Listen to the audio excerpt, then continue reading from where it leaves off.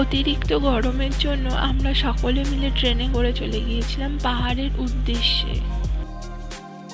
চারিদিক সবুজে ঘেরা চা বাগান দেখতে দেখতে আমরা পাড়ি দিয়েছিলাম দার্জিলিং এর উদ্দেশ্যে।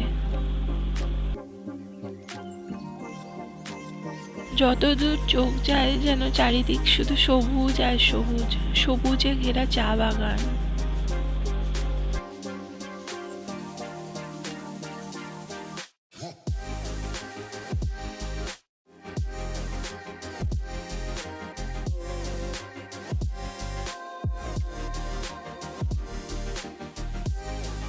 আস্তে আস্তে আমরা দার্জিলিং এর পথে রওনা দিয়েছি।